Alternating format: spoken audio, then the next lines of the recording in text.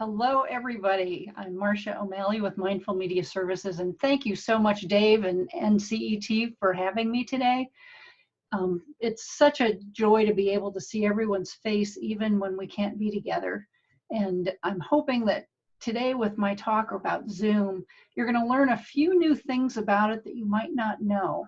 I know we've all been forced to be using it in some ways, and then some of us have just been naturally using it quite a bit within our business. But today I hope that I bring a few nuggets that will help you to do it better. So I want to, before we get started, let you know that I have an assistant working with me today, Jen Taylor. You want to wave to everybody?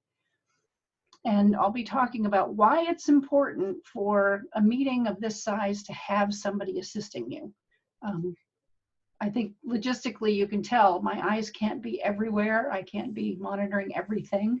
So she's going to be helping me out quite a bit during the course of all of this. So I am going to start my slideshow for you and share my screen.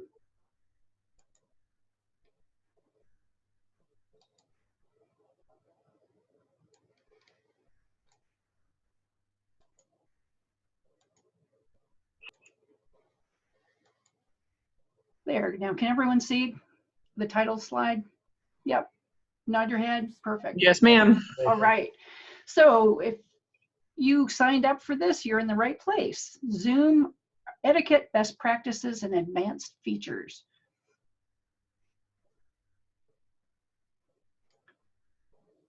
And I am Marcia O'Malley. I'm the founder of Mindful Media Services, and I'm a videographer. I work with small businesses, nonprofit organizations, and entrepreneurs, helping them create video that makes a difference to them, to their organizations, to the world. I help them to increase their visibility online, and right now I'm helping people not only increase their visibility, but I help them to get online, to stay online, and to do business online. So today you're going to learn a couple of things. First of all, you're going to learn how to join a meeting. Second, how to schedule and host a meeting. And third, how to use some advanced features. But most importantly, you're going to learn how to keep safe online. There's been a lot of talk about security breaches over the last couple of weeks, and I want to show you some of the ways that you could ensure security within your Zoom meeting. And know that nothing is perfect. There is always a will for some evil person out there who wants to do something nasty. But if you are diligent and you follow some great practices, you should be able to avoid that. So let's take a quick poll here. I want to know, of those of you that are here, let me take a look. We've got 82 people. Holy tamale. All right, of you 82 people, let me know, how familiar are you with Zoom? Are you a newbie? Are you just kind of learning right now? Or are you an expert?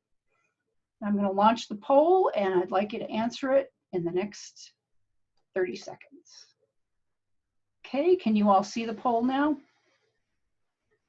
I see people are starting to answer it. I get to see the poll in progress live. This is a very cool feature of Zoom. And if none of you have used it before when you've hosted, I strongly encourage you to do that. So it looks like the majority of you all are learning. A couple of you are experts. I want to talk to the 8 of you that are the experts because I think we have a lot we can exchange. And a few of you are just newbies. Great. All right, I'm going to go ahead and close the poll. It looks like you all have answered. Thank you for doing that. And I'm going to share the results with you just because I can, and I want you to understand this feature. So can you all see the poll results? Those pop up? Can you nod your head if you see them?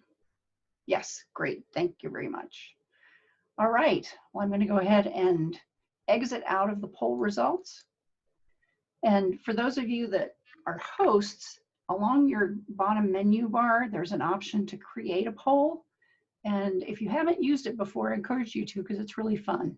Like right now, it's helping me establish the learning level and the learning curve that might be present today. And that's going to help me in my delivery for the rest of this presentation. So thank you. And so I wanted to share a real interesting quote I found. I think this might really help put things into perspective about Zoom. I first envisioned Zoom when I was a freshman in college in China and regularly took a 10-hour train ride to visit my girlfriend, who is now my wife. I detested those rides, and I used to imagine other ways I could visit my girlfriend without traveling. Those daydreams eventually became the basis for Zoom. And that comes from Eric S. Yan, the founder and the CEO of Zoom. How cool is that? You know, his whole intention was wanting to build a stronger connection to someone he really loved. You know, we think of Zoom, I think more often than not, as a way to connect to someone just in business. You know, we need to have a business call, and it's easier to do it through video or telehealth. We were just talking about that during our networking time. But the founder wanted to actually connect with his girlfriend. I mean, I just found that pretty cool, pretty fascinating. So I want to give you just a quick overview about Zoom for those of you that are new to it. They have several different plans and pricing points for those plans. You can sign up for free and be able to use it for nothing. The only limitation is that you can only go for 40 minutes, and when you do a meeting where you have more than 3 people connected. And at 40 minutes, and I mean exactly at 40 minutes, they cut you off. And I'll talk about an exception to that in a few minutes. And then they have a pro plan that's $15 a month, $14.99. That's the plan that I have. You can have up to 100 people in your room. So I'm hoping we don't go over that today. I think we're still at 92. Okay, so we're 8 away. Could max out, but hopefully not. But it gives you all sorts of features that you need to run an effective meeting. And then if you want to go into something that is a little bit larger, if your company might be bigger, you might need to have more people hosting, for example.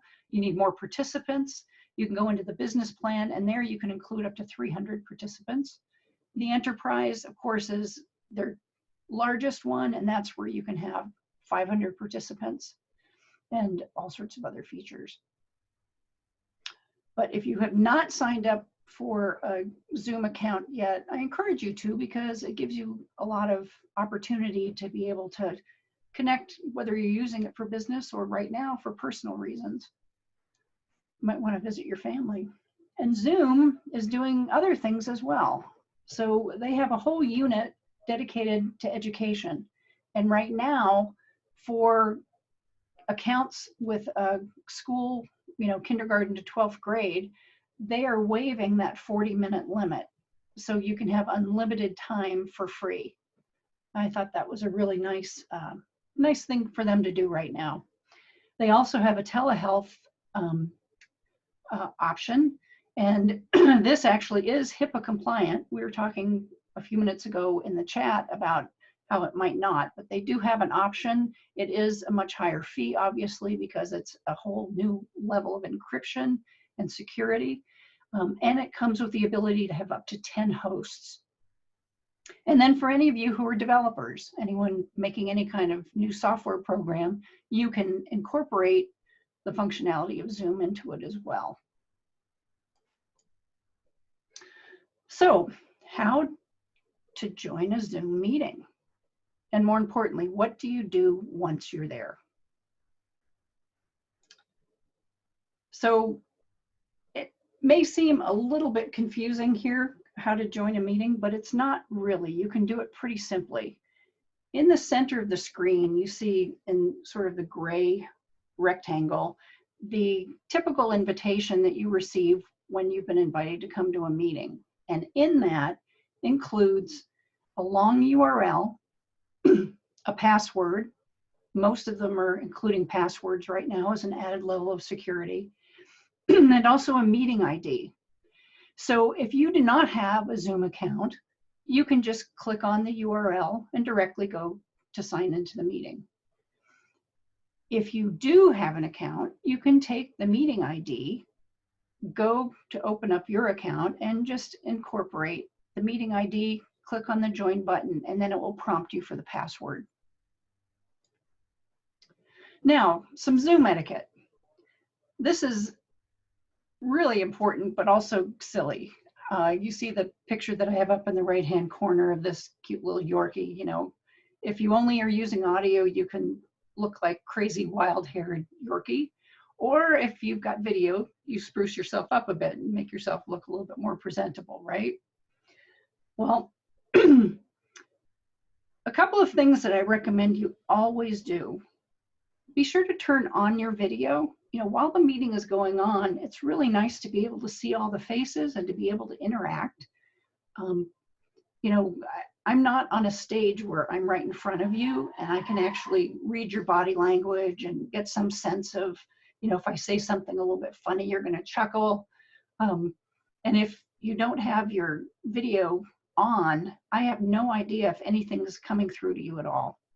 So it would be really helpful for you to just, you know, pop on the screen if you can. I'd really appreciate that. And for other meetings you attend, do the same. It's just a nice, respectful thing for the speaker. If you are not speaking, please mute your audio. Otherwise, we'll get a lot of background noise and it gets disruptive.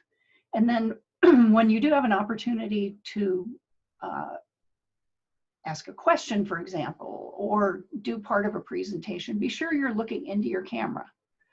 You know, there's nothing worse than having someone be presenting to you and they're looking off to the side like this, and the camera was really up there. So pay attention to where that is and participate. You know, you're here to learn things. You're here to understand some new concept perhaps, or you're here because maybe it's a meeting, you know, of a board that you serve on. Whatever it is, you know, be here, be present, and actually engage. You know, provide information in a chat if you don't want to interrupt the speaker as they're speaking. Whatever it is, raise your hand. You've got little icon hands now that you can use to raise your hand. But whatever you do, please don't walk away with your camera, and don't walk away from your camera, particularly if you're not wearing pants.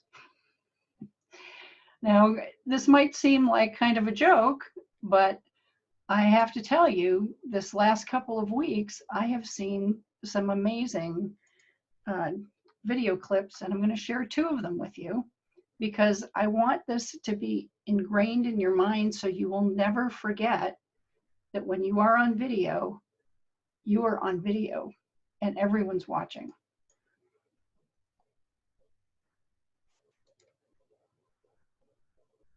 Okay, give me just a second here to share my screen with this video.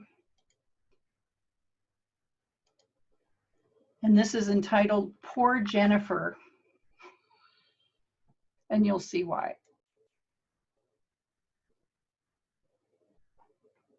How long it's been versus like some other professions, say a few years or whatever. I think it really depends on just like the ethical standards of the profession. And in reality, I've heard that social work kind of has very high standards and like good standards in terms of things, and that oftentimes people of other professions don't have. Yeah. Hold on. What happened?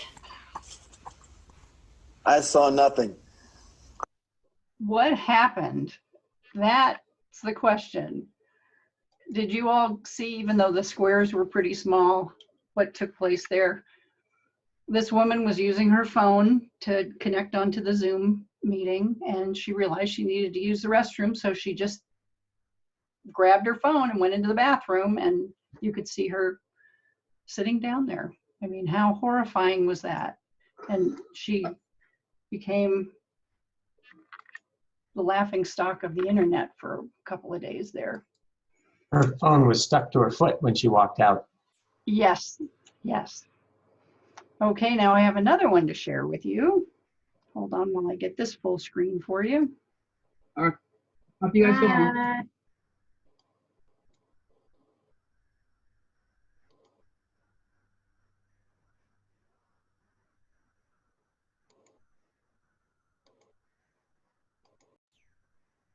There we go.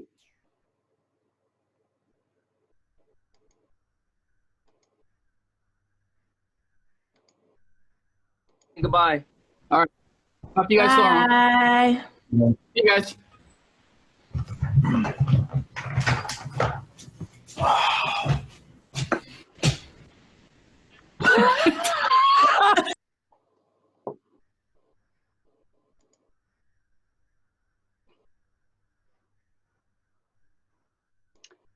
So you all get the idea. He had his shorts on, but he looked like he had, you know, a nice little t-shirt. He looked respectful for the meeting, but when he stood up, he was there in all of his glory. So we really need to pay attention to when we're on camera and when we're not. And certainly, you know, for an event like this, maybe you are going to be online for a protracted period of time, an hour or so. I absolutely understand if you need to go take a bathroom break, or you need to go, you know, deal with a dog that's barking in the backyard or whatever. And when you do, just mute your video. And then when you come back, turn it back on. Then we know you're here, we know you're present, and it's all good. Okay. And how are we doing, Jen? Do we have any questions coming up yet? I hope not. I'm kind of zipping through all of these slides. The only thing, and I couldn't find the answer really quick, is if you can use the poll feature on the free account, and I'm not sure if you can or not. I don't know either. So we'll find that out for you. I'm looking. Great, thanks. Okay, so a few best practices for you guys to keep in mind when you're attending a Zoom meeting. First of all, be sure that your camera is positioned so it's either at eye level or slightly above. I've actually positioned mine slightly above today so that I have full view of my screen because I'm using two screens right now. But there's nothing worse than having, you know, a laptop way down here looking up at a double chin, you know, in a belly. So if you can at all prop your camera up so that it's at least at eye level or above, that would be fabulous. And mostly having you in the frame, you know, rather than, you know, your whole kitchen in the background or something. And then make sure you have some light source in front of you. You don't have to have a professional light kit, but you do need to have maybe a lamp in front of you, or you can be sitting in front of a window so the light is on you rather than behind you. Because there's nothing worse than having a whole bunch of guests on a Zoom call and most of them are backlit so that all you see is a silhouette of them. It's kind of creepy for one thing, and you know, I like to see your face. I like to see how you're doing. And again, look right at the camera when you're addressing a question and clear the space up behind you a little bit. You know, you don't have to have the most immaculate office right at the moment or room that you're in, but you know, make sure that it doesn't detract from you being on camera. And then mute your phones, alert whoever is in your household that you're going to be going live so that they can be respectful of the time too. I know our animals are not always as respectful, but you know, if a cat wanders in or a dog does, I totally get it, totally understand. Or if a young child comes in and they have some important thing that they need from you, absolutely address it. Just mute your video for a minute till you're taking care of it and then come back. Okay. Nope.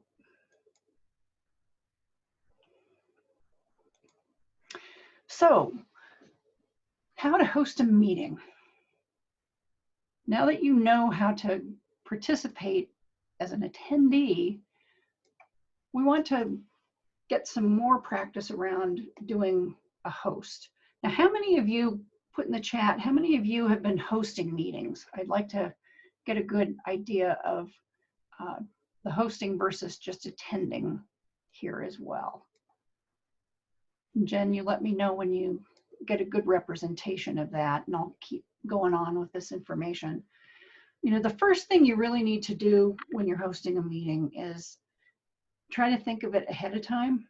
Now, there are some times when you need to host a meeting and you just need to do it instantly. are definitely valid times to do that. But for the times that you can actually plan something out and actually schedule it, there's some preparation that I suggest you do. And first of all, create your agenda, create your slide deck, have a clear outline, something that's going to guide you through the content that you're going to be presenting. Make sure that you know what is the real purpose and intention of this gathering. And then schedule the meeting and invite people to join you. And in that invitation, be sure that they have all of that, standard Zoom invitation information so that they can join you whatever way they can, whether it's by the URL, whether they need to, exclusively connect by phone because they won't be anywhere near any device to be able to connect, or they can do it just in their browser. And then take the time. Oh, Jen, you got some information for me? Yeah, well, Matt asked, and I know that this has been an issue for some people. About 30% of the time, myself or other participants complain they can't get into the meeting. They get the message, your host has another meeting in progress. So it's about correctly initiating the meeting. I know I do like 15 at least Zoom meetings a week. And when that happens, I get out and go back in. Mm-hmm. I don't know if it's being used so much as a glitch, but I also know if you had, because you're just talking about preparing for the meeting and getting on. Mm-hmm. I think that's really true. I mean, anytime that you get stuck and you don't have an opportunity to have anyone provide technical assistance, drop out of the meeting and try back again. And 90% of the time you get in. That's been my experience. Yeah. But does that dump everybody else too? No. Now, as a host, that's a whole different story. You would just restart the meeting and then people would just rejoin. But I would not do that after the first 2 or 3 minutes of going online. But I'll get into that in step 2, where you need to be online early enough to troubleshoot any of that. So in preparation for your meeting now, you want to assemble all of your digital content. So you notice so far in my presentation, I've had a couple of things I've shown you. I've shown you my face, I've shown you my slide deck, and I've shown you 2 videos. In the slide deck, I had images on just about every page of the slide deck. So I needed, to put all of those assets together in order to be ready to actually start the meeting. And sometimes people are really great at doing this and they can do it 2 weeks in advance or a month. The topic that I'm talking about today has been changing so rapidly that I finished this probably about 2 hours ago. But, it depends on the content, and you just need to be sure that you have all of that put together ahead of time. And then test your audio and your video. You can do that before you ever go live, just to be sure that the microphone that you thought was hooked up really is. So what I do is I go ahead and start a Zoom meeting for the heck of it, just with myself. And I go ahead and record myself for a minute using the microphone and the camera that I have to be sure that it's all working. And then I play it back to be sure that it is. And if it's not, I tweak things until everything's working right. Then once you've put all of your material together, it really makes a lot of sense to do some practice. There's nothing worse than going to a presentation and you see that someone really is not familiar with their content. They're reading every single note, they're referring to things that you can't see, and they're nervous about it all. The best thing you can do to get over those jitters is to just run through it a couple of times before you ever go live. And that way, you're much more likely to stay in the flow and not get distracted if something comes up. And then lastly, depending on the size of the audience that you're going to have and the style of the presentation you have, I strongly encourage you to have some kind of a team with you. Now today I have Jen working with me so that she can look at some of the aspects of the meeting that I just can't pay attention to right now. In addition to checking the chat, she's also making sure that none of you are, trying to do anything that we might question. Maybe there would be one of you that had a noisy background and you had not muted your phone, you know, she could actually go and mute you for me. You know, I wouldn't have to go struggling looking around for that. But in other situations, I just want to share a few examples with you. I was in a meeting earlier this week and there were probably 350 people on it. And I know just by looking at the names of the people that were attending, there were at least 3 staff members there in addition to the speaker. And each of them had something that they were particularly watching out for and helping out with. But it was done so seamlessly that you had no idea. I also attended another event where I was part of a team that was supporting a speaker. And it was for another networking group that included,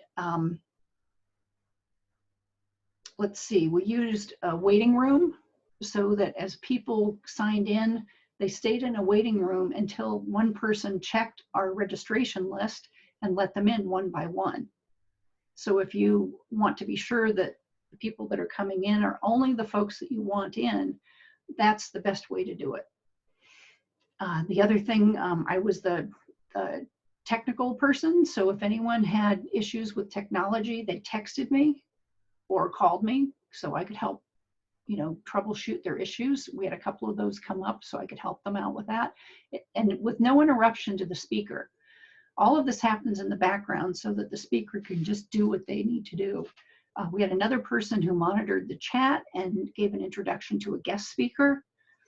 And then the host also broke us up into small breakup rooms, and we'll talk about that in a few minutes too, about how you can use that feature. So there was a lot going on, but the meeting went seamlessly because we all were working together to make that happen. So be thinking about how you want your meeting to flow, what elements in it do you need to have assistance with, and make sure that you have folks there that can do it.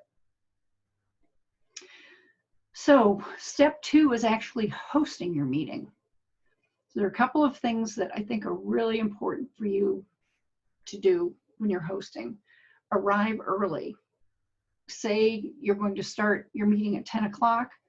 Come on at 9:45 and make sure that you can get in with no problem, that your audio and your video are working. And then you can just mute yourself until people start coming in or until you have your wait room in process. But be sure you're there in enough time ahead of the schedule to be sure to work through anything that might have come up at the last minute. And then be sure that your attendees are greeted in some fashion, you know, whether that's, you know, sharing a slide initially that just says, hi, welcome, or you have a physical person who is the greeter who starts conversations with them as they come in, you know, or a prompt. You know, some meetings I've been to will have a question posted and they'll say, you know, as you come in, please answer this question in the chat area. You know, do something so people get engaged right away and, you know, see that someone is present and they will stay present with you.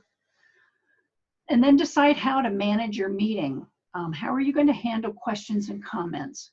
So for this presentation today, I have Jen looking at any questions that have been popping up in the chat area. I'm going to have a question and answer period at the end of the talk too, so that you'll have the opportunity to ask me directly. But figure that out ahead of time, because there's nothing worse than coming on to your talk, getting into that first couple of minutes where you're just really revved up, you're really excited, you're sharing really well, you think everything's going great, and then somebody asks you a question out of the blue and it throws you off. You know, it's much better to have that figured out ahead of time. And then be sure to start your meeting on time. Respect people's time right now. I think one of the things that is very interesting to see unfolding is that people are assuming that you have all of this extra time now that we're working from home. But I'm like Jen, I've had my business running from my home office for 8 years. So this is not new to me. It's just a matter of not making it over to all of my favorite coffee shops or to the lunch spots, you know, where we're having our networking events. But I'm not that much more available than I was. I don't have that much more spare time. So be respectful of everyone's time. And if it looks like you might be running a little bit over, ask very respectfully if people can stay. And if they say yes, then give them that extra 10 minutes. And if not, then wrap it up, you know, be respectful of that time. And then, you know, by and large, it's really important to record your meetings. It depends on what you're doing it for, but, you know, for example, today I'm recording this. The recording and my slide deck are going to be available for anyone to view through NCET's website. And there may be times where you need to record it because you're going to use it for ongoing training, or you might be archiving it in your YouTube channel. And there are all sorts of reasons for recording it. Even if you record it and don't use it publicly, it's really great to record it so you can watch yourself. How did you really perform online? You know, and what can you do better next time? There's nothing like being able to watch yourself and, you know, cringe all the way, but also realize you did it and give yourself credit where credit's due, and then do better next time. When you start your meeting, always have a nice introduction where you share some of the etiquette that I've shared with you, making sure people will mute themselves to avoid any background noise, encourage them to stay on video so that you guys can see each other's faces. And then be sure throughout your presentation to engage your audience. There are all kinds of little ways of doing that. And you've noticed a couple of things I've done. I did the poll right from the get-go. I asked you another question just a few minutes ago. I'll be doing that throughout the rest of the presentation because I want to be sure, first of all, that I'm hitting the mark, that I'm speaking to the right audience and I'm giving you the information you're looking for. And I'm making sure that you're paying attention to what I'm saying, which is really important. You know, also with your presentation, you want to be sure that whatever it is you're sharing, that you're sharing it on a large enough screen that people can read it. Now, Jen, you and I talked about this a few minutes ago before we started. How have I done so far? Has just about everything I've shared, has that shown up well for you to be able to view on your laptop? Yeah, and that was a concern that I had. Because I do so many meetings, if you are the host or you are sharing your screen and it's a Google Doc, you know, I'm like up here and squinting and I can't read it. If you transfer your information, if it's not interactive and you transfer it to a PowerPoint or a Google, whatever, same thing, Google Sheets or whatever it's called for PowerPoint on Google. If you transfer it there, it shows up much more clear. Mm-hmm. So that is my recommendation. Very cool, very cool. So the other thing that you can do as a host is you can save the chat, and you also have the ability to let others save the chat. Right now, I have kept that feature available for all of you. So if any of you want to save what's gone on in the chat at the end, all you have to do is go over to the chat, and where you have the ability to type in your little chat question, just over to the right, there are 3 little gray dots in a little gray outline box. And if you click on that, it gives you a little menu that includes Save Chat. And at whatever point you click on it, that's the part of the chat that you will save. So if you want all of it, wait until the end of the presentation and save it then. Okay. And then finally, when you're all done, there's a little bit of follow-up after the meeting. Depending on what you've recorded your video for, you need to deal with that. So today, after this presentation is done, I will be saving my video onto my hard drive. I will rename it to reflect the name of this talk, and I will be sharing that through my Google Drive along with the slide deck so that Dave can take it and upload it onto the NSET website. So that's going to be my biggest follow-up. But there may be other things that you need to do. I have a training program I'm doing right now. And after every live session I do on a Friday, I go through that video and I actually edit it so I have smaller chunks for people to be able to watch. You know, it's an hour and a half of material, but I break it up into 15 minutes, 20 minutes, whatever, depending on the content. So you may have a need like that as well. So think ahead of it as you're preparing for your meeting. You know, what are you going to do in the end with what you have? Now, if you don't record it and you're just finished and it was a live meeting done and there's nothing else you need to do, then bless you and go on your way. I'm gonna open up some questions real quick if I can. You bet. There's one thing, and I don't know if this is true, where the person's name is, you know, yours says Marcia O'Malley. Some people put an email or just numbers. I had one guy that was like best guy in the world. It was just ridiculous. Someone said that they think that you as the host can change the person's name, and I'm not sure about that. I haven't had any experience. I don't believe I can change your name, but you can change your name. Yeah, I know that the person can, but I don't know if we can. Let me just double check here. Okay, but I have Yeah, I can great questions. Okay. I can rename any of you. Oh, that's scary. Yeah, So, that's awesome. it's Do you very- want to do a couple more questions or you want to wait? This is actually a good breaking point before we get into the security. Yeah, what else came up? So can you discuss using Zoom for Facebook Live? I'll be getting to that. Okay. Glare on glasses. So you have the light set up and there's a lot of glare. Are these glaring? No. Okay. Nope. But Bryn asked about it, and I know that that has come up as other questions. When you have proper lighting, there's a glare, and Yeah. I'm not sure how to get past that. Okay, so let me show you a couple things. Here's another pair of glasses, and see how I've got a lot of blue on them now? I have that, it's a filter that goes on my glasses so that it keeps the blue rays from the screen off of my eyes. And so when I wear these, even though they're a better reading glass for me, it reflects a lot of the blue. Now, when you do add lighting in front of you, you need to have it off to your side and up. I have a professional soft light right here in my room, and you wouldn't know it because you're not seeing it reflecting off of anything, because I played around with where the position needs to be. So that's just something you gotta just trial and error, you know, set it up, you know, record yourself with it. And if it looks good, great, keep it. And if not, make an adjustment. You know, if the glare is still hitting, raise it up, maybe move it a little bit further away. And it's something that, I mean, it's not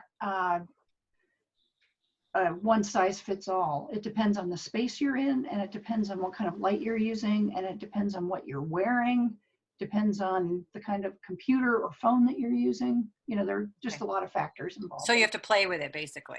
Gotta play. Okay. Yeah. The only other, I think I've answered all of the questions, but the only other question that Dave actually asked is, can you get the list of participants? No. I didn't think so, but okay. That's it for right now. Great. Thank you.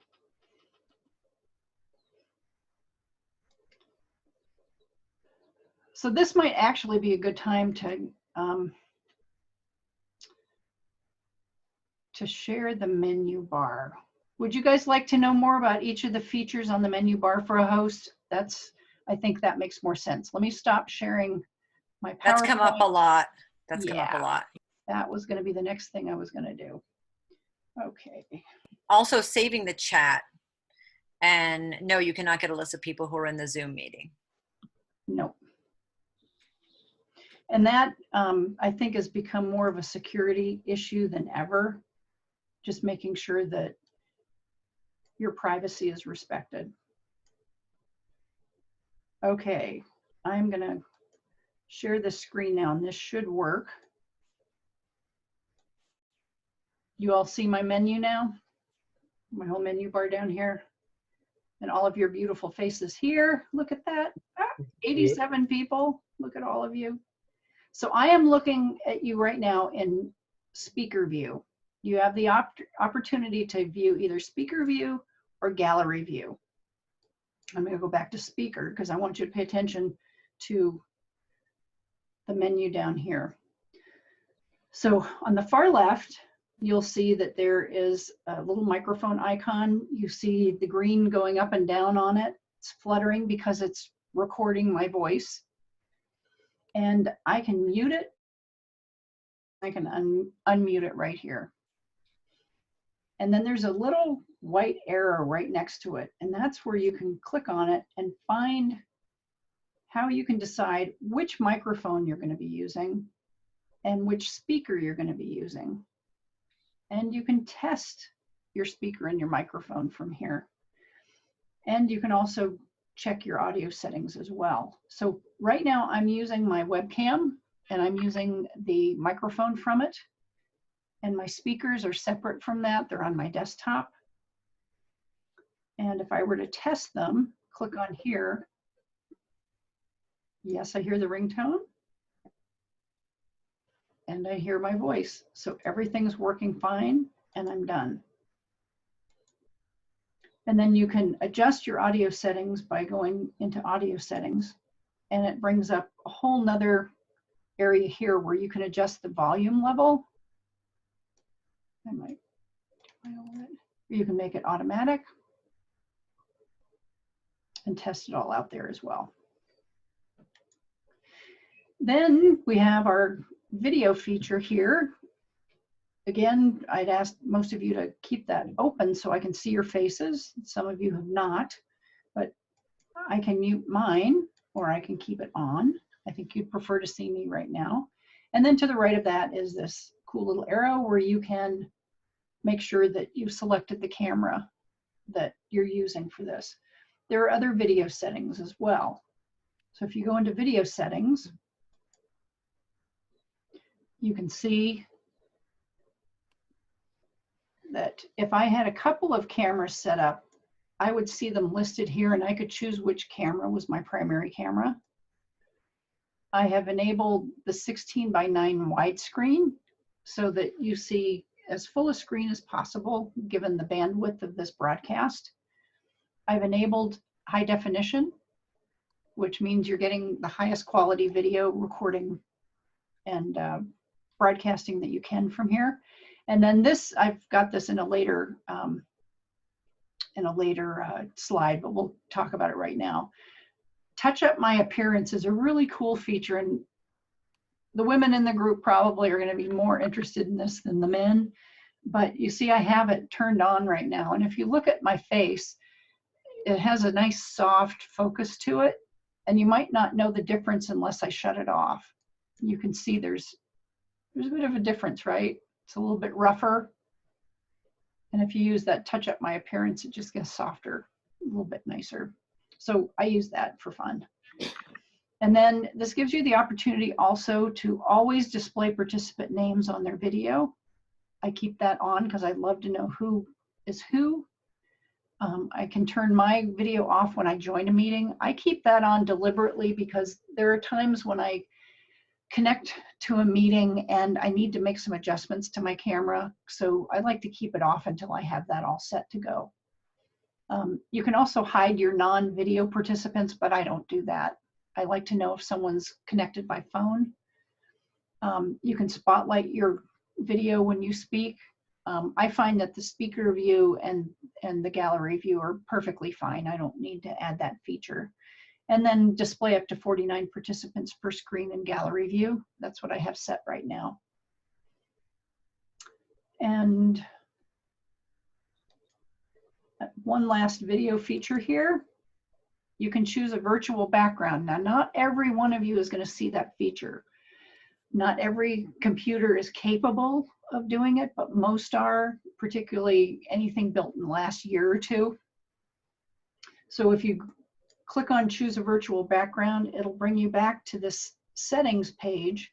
And in here, they have a couple of photos that they allow you to upload from their library, but you also have the option by clicking on this link to upload a video image, an image or a video that you could use in your background.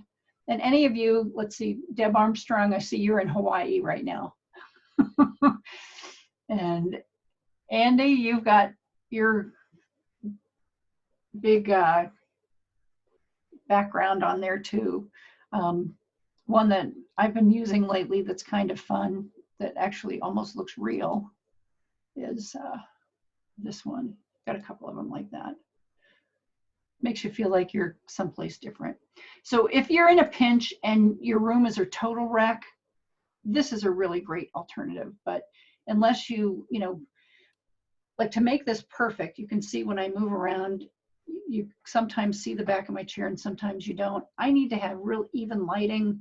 It would help to have a green screen behind me so everything was just flat. This, to me, it's kind of like Snapchat's, little glasses and furry features. It's not a necessary thing, but it's fun and it's interesting to know about.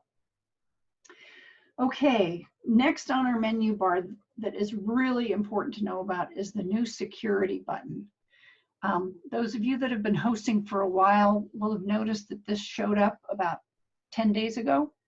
And that's because of all of the security breaches and potential breaches that had been happening on Zoom.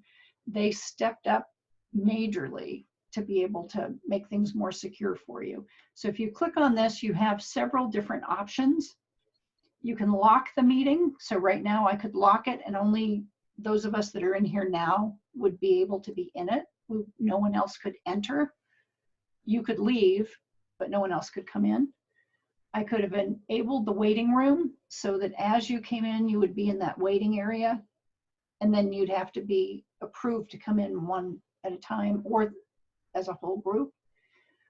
And then I have the ability right here to allow participants to share the screen, to participate in the chat and save it, and to rename themselves. Now I can renege any of these at any time right from here. I don't have to go into the app. I don't have to go into the, the desktop client. I can do it right from here. And I can remove a participant. So one of the reasons that this feature came up is because over the course of the last month, there have been incidences where people they're calling it Zoom bombing. We've got a whole new verb besides just the Zoom, Dean. So they will come in and take over the meeting. They will, share their screen and share real inappropriate material. And this is a way to get rid of them right away. You can just click on that and find the person and get rid of them. So those are some really nice new features that you should be aware of as a host. And then you can manage your participants. Right now we've got 81 people. I click on that and I get a sidebar over here where I see everyone listed who is attending. I can see whether they have muted their microphone or if they have muted or are live with their video. And then I have the opportunity to unmute them if I choose to, or to do several things. I can ask them to start their video if they have muted their video. I can make them a host. So I would relinquish my host and make them a host. I could make someone a co-host, and that's what I've done with Jen. I can rename you, I can put you in a waiting room, and I can remove you from here as well. So those are all really cool features. You all had asked about renaming. So in your little square here where you see your name, like Andy, I'm just kind of picking on you because you were center screen here. When you hover over that square, you see that you have the ability to unmute yourself from there. And then you have 3 dots. If you click on those dots, I don't think I'm going to be able to see everything. This is mine. But in yours, you have the ability to rename yourself. So if for some reason you have just a phone number listed and you'd rather have it be your name, or if it's just your first name but you'd like your full name, or if you'd rather have your business name, that's how you can make that change. And then next to that is our poll area here, and I'll show you how that works. Let me go ahead and close out of the participant view here. So with the poll, here is the sharing poll results. I have not deleted that yet. I am sharing it with you now, but if I relaunch polling, it will clear all of that out and it will go back to the end of the polling. Okay. I've never shown the polling, so I don't know how to get out of this. But anyway, we're done polling.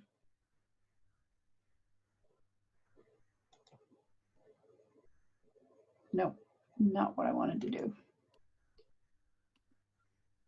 That's where the poll feature is. That's where you can set it up. And when you set it up, you can just do, I think, one poll per meeting. You can't have several of them. So if you have one key question that you want to ask people, make sure that that's your poll question. The rest of them you can do in the chat area. And then, of course, the chat function is over here. Look at all the incredible questions you've come up with and comments. Thank you.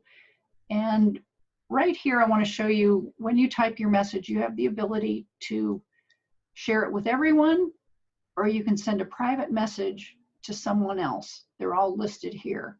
So Jen and I had one or two little messages at the very beginning to be sure everything was running smoothly with the chat. And now there's nothing I need to say privately to her. But again, if you go over to the right-hand side where these three dots are and click on it, there's the ability to save the chat. Okay. And then sharing your screen. If the host has given you the option to be able to share your screen as a participant, you would come here, click on the share screen button, and then it would show all the different screens that you could possibly share. You decide which one it is, and then you click on share. If you are showing anything that has a video with audio attached to it, you want to be sure to click on the share computer sound and optimize screen sharing for the video clip. And when you share it, make sure you have it full screen so people can see it as largely as they need to. Now, I'm not going to share right now because I already am. And then this is the record and pause button to be recording your thing. And then closed captioning. I have another slide coming up that we'll probably skip over a little bit, but this is where you can assign someone to actually type your closed captioning. How many of you have ever been aware that closed captioning was an option? Anybody used it before? Okay, I'll share a quick story because I know we're coming up towards the end of the hour here, but I work with a nonprofit organization that supports families and children and youth with special health care needs across the country. And I oversee the youth project, and this youth group meets monthly to do all of their things, all their projects and what have you. And they all represent a variety of different types of disabilities. One has a hearing impairment. Several of them have developmental delays or processing issues in learning. And so they requested captioning for their meetings a couple of years ago. And you accommodate. That's what you do when you have someone that you're serving who has a disability, and you figure out how that's going to work. So we had never done it before, but I had initiated Zoom as a way for all of us to meet because everyone lives in different parts of the country. It was the easiest way for us to get online and to meet online and see each other face to face. And so I found a third-party business that does nothing but captioning and interpretation. And I had been working with Zoom for years. So we hired them, and now for the monthly meetings, we have someone come into the meeting who does the live captioning right there. It's fabulous. Now, you have the option to type them yourselves, but let me tell you from my experience, I've been in this for a long time working with the disability community, you don't want to try and do it. It's almost impossible unless you were professionally trained. But that is an option, particularly if any of you are doing, events where you really need to be ADA compliant.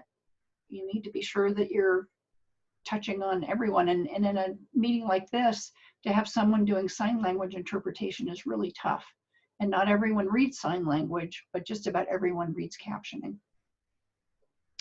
Then another feature that we have is a breakout room. This is where I could have the ability, we have 81 people, and I could create as many rooms as I wanted to here.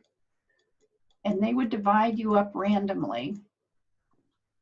So if we had 9 rooms and 9 people per room, it would automatically create them. So right now in breakout room 1, we have this group of 9 people, breakout room 2, this group of people, and so on. And then if I were to click open all rooms, you all would go there. And you would be able to have a small group discussion around whatever topic you wanted to have. And then when it was done, I would set a time and I would send you a message at 60 seconds. You have 60 seconds to finish up what you're saying, and then you automatically come back. And then you always have a button to come back to the main room as well. It is a great option for groups that do networking as part of their meeting function.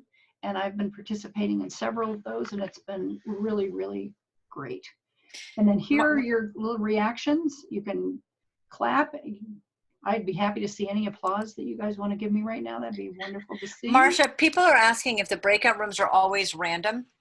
No, you can actually figure it all out ahead of time. So for example, if you have people registered for an event, so you know the list of people attending, you can figure out on an Excel spreadsheet beforehand which rooms you want people to be in, and then you can pre-program that before you start your meeting.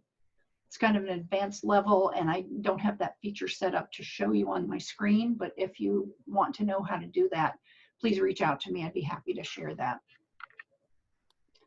And then a few other features. Someone was asking, how do you go live on Facebook from Zoom? This is where you do it. Right now we could go live. If I clicked on live on Facebook, there are a few settings that you need to pay attention to, and then you're live. The beauty of this is that Facebook no longer allows you to bring a guest in, so you can only go live by yourself or if someone is physically standing next to you. So if you're doing interviews right now and you want 1 or 2 other people on with you at the same time, this is a great way to do it. You can also go live on YouTube. Same thing. So those are the, that's the new menu bar now for hosting meetings. I'm going to stop sharing that for just a second and finish up my slide deck here, and hopefully be able to get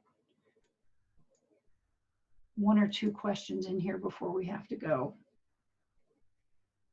Let's see, I'll skip over a couple of these. I shared with you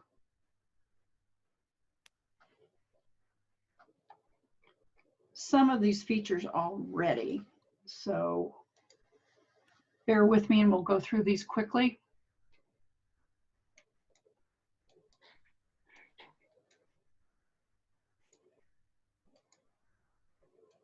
There is so much to know about Zoom, I tell you. We could go on for 5 hours. I won't do that to you. But as I said, I want you guys to be safe. I want you to be sure that when you do host a meeting, you don't get sideswiped, you don't get boom bombed.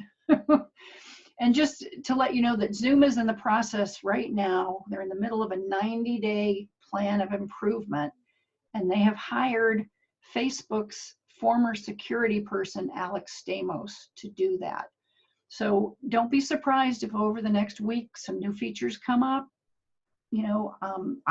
I'm trying to let people know through Facebook and other social media that that's happening and what they can expect. But in the meantime, passwords are a great way to help secure your meeting. This meeting was kind of funny because I gave the password to Dave without telling him don't share it until people have signed up. You guys all showed up. I didn't expect there to be any trouble with this crowd, but you know, I was trying to live by example and kind of backfired on me. But take advantage of those new host controls with that security feature. And you can also change what data center regions you're broadcasting to. And that's what the bottom of this screen shows. I know the print is small, but there's a setting for you to go to where you can make adjustments. And right now, I just took this off of my account today. You can see which ones are checked off and which aren't. But you know, if you only want to be broadcasting in the United States, you can just do that. That's an option. Or if you want to include everyone else that's on their list, you can do that, and anything in between. Okay. So some of the cool advanced features that we've already talked about: touch up my appearance, the virtual backgrounds, and the live closed captioning. We've gone through those. So what's next? I know we talked in the networking group, you know, life is going to be different after this. There's not going to be going back to exactly whatever it was that we had. Life is going to be different. And I encourage you to embrace the goodness of what you are learning right now. You know, video in particular is not going anywhere. It has just grown exponentially, and its value has grown exponentially. I think, Dean, you were saying, you know, it is a given now. There is no doubt that we have to have video in our life. But how does it fit the best for you? How does it fit the best for your family, for your business? You know,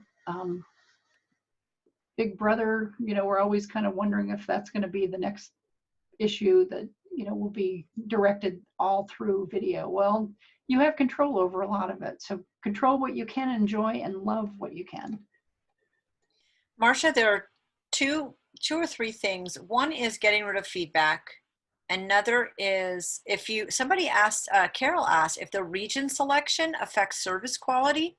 I have no idea. So 49 video view feedback, and does the region that you select in your Zoom settings affect service quality?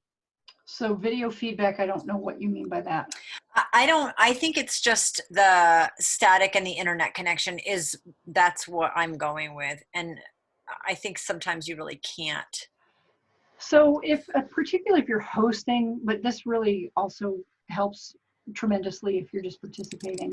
If you can have an Ethernet connection to your internet instead of Wi-Fi, you're going to get the strongest connection you can possibly get. Now, it may not 100% be great, but it will be the best that you can get. So you plug it in from the modem to your computer. He's saying when you hear yourself echo.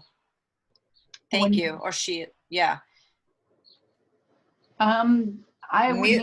I would need to see your setup, but it may be that you have your speaker on and you have your microphone on, and you're hearing an echo from yourself from your speaker. Anything else? What's the 49 video view? That didn't mean anything to me. I wasn't sure what that was.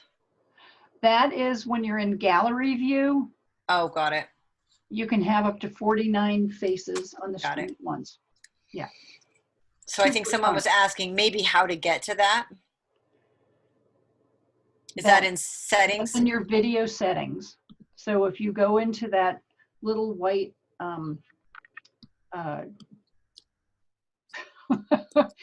by your stop video icon, there's the little white arrow pointing up, and you go into video settings from there. You'll be able to find that feature and make the adjustment. I do want to let you know, Marcia, because I know we're wrapping up, that Dave wrote a while ago that you basically broke the NCET mold. You had more participants on this one than any other. Well, that's because we're all living and breathing Zoom, right? I can tell everyone's been hungry for information. It's Marcia, you were wonderful. Thank you so much.